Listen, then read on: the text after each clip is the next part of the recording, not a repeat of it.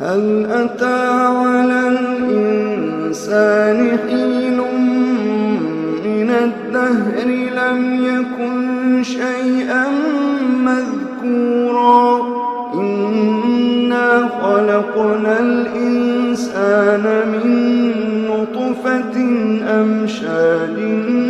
نبتليه فجعلناه سميعا بصيرا إنا هديناه السبيل إما شاكرا وإما كفورا إنا أعتدنا للكافرين سلاسل وأغلالا وسعيرا إن الأبرار يشربون من كأس كان مزاجها كافورا عينا يشرب بها عباد الله يفجرونها تفجيرا يوفون بالنذر ويخافون يوما كان شره مستطيرا ويطعمون الطعام على حبه مسكينا ويتيما وأسيرا إنما نطعمكم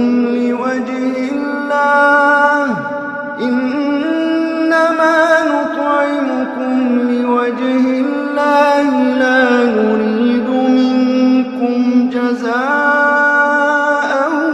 ولا شكورا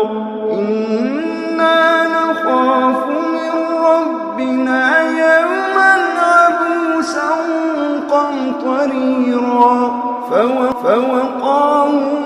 الله شر ذلك اليوم ولقاهم نضرة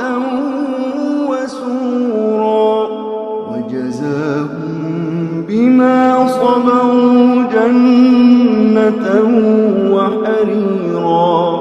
متكئين فيها على الأرائك لا يرون فيها شمسا ولا زمهريرا ودانية عليهم ظلالها وذللت قطوفها تذليلا ويطاف عليهم بآنية من فضة وأكواب كانت قواريرا من فضة قدروها تقديرا ويسقون فيها كأسا كان مزاجها زنجبيلا عينا فيها تسمى سلسبيلا ويطوف عليهم ولدان مخلدون إذا رأيتهم حسبتهم لؤلؤا منثورا وإذا رأيت ثم رأيت نعيما وملكا كبيرا عاليهم ثياب سندس خضر واستبرق وحلوا أساور من فضة وسقاهم ربهم شرابا طهورا إن هذا كان لكم جزاء وكان سعيكم مشكورا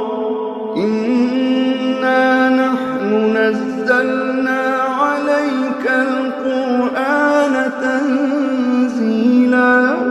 فاصبر لحكم ربك ولا تطع تطع منهم آثما أو كفورا واذكر اسم ربك بكرة وأصيلا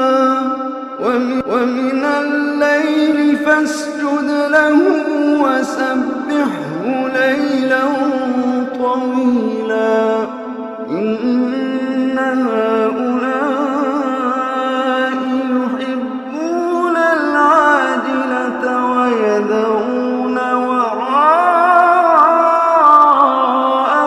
يوما ثقيلا نحن خلقناهم وشددنا أسرهم وإذا شئنا بدلنا أمثالهم تبديلا إن هذه تذكرة فمن شاء اتخذ إلى ربه سبيلا وما تشاءون إلا أن يشاء الله إن الله كان عليما حكيما يدخل من يشاء في رحمته والظالمين أعد لهم عذابا